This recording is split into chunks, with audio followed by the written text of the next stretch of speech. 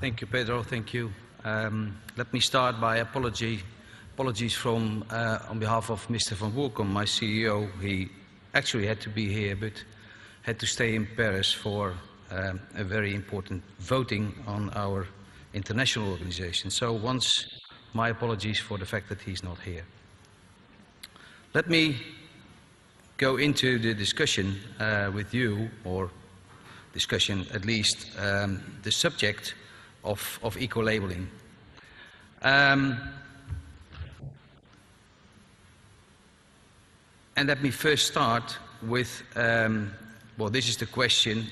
You have already seen it, so we can skip this for the time, because we are having problems with the time, I think. But I would like to have a small test with you, and showing you some eco-labels. And I would like to see some hand raising from those who recognize an eco-label. And we are all, I think, most of us here are experts.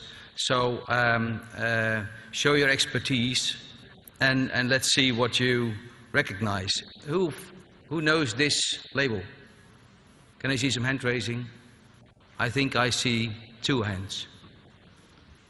Let's go to the next one. Who recognizes this label? I see 1, I think.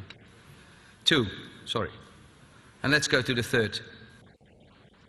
Who recognizes this label? No one. Well, these are all 3 recognized eco-labels in the visit program. It doesn't say anything about the quality of the visit label. I'll come back to the visit label later, but these are at least programs or labels that are already there for a number of years, and I have to notice that all these consumers, because you are consumers just like I am, don't recognize these labels, and they are meant to be used for the consumers. And this is an overview. Thanks for visit. I took it from the visit site. This is an overview of other labels being used in Europe. Some of them are now used outside of Europe, and I'll come back to that later. And you see how many labels only in Europe we have, and I think we have about 60 or 70 eco-labels in Europe, and far less in the rest of the world. Let's go to some study results, and maybe they explain a bit about the fact that they are so badly known. 2 studies, and I will read it to you. There is an absolute necessity to take consumer attitudes and requirements into account in order to develop a possible concept for an eco-label in tourism. Unless this label concept takes into consideration the consumer demands, a risk prevails that the label will not be recognized and accepted by the tourist. And then the next one. In general, consumers express a positive attitude towards environment and sustainability. On a scale of 5, 3.7. That's not bad. So we all say, oh yeah, sustainability is a good thing, a good issue. But in their decision-making process of planning a holiday, however, consumers give a higher priorities to aspects like price, good weather, and facilities at the destination, like swimming, nature, shops, food. So, what does it say about the consumer? This is another label. Who recognizes this label? There are more hands here. And why? I think I can explain. At least, this is my explanation. The success of the Blue Flag program. The availability and quality of bathing facilities are very important criteria for consumers when making the choice of holiday destinations.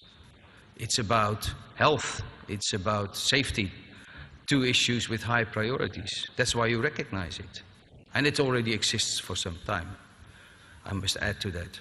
And the Blue Flag also has an annual, and that's about promotion and marketing. The Blue Flag has an annual promotion. The prize winners are, every year the Blue Flag is mentioned, and the winners are.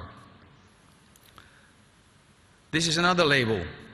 And we are here on the invitation of the European Commission. This is a label from the European Commission. You will probably, as experts, recognize this label. But do the consumer and the industry recognize it? Let's see.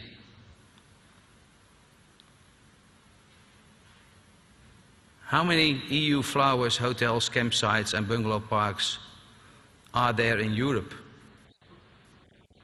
Since 2003. Well, let's take a look. 113 accommodations, of which 55 in Italy, and 39 campsites, of which 18 in Denmark.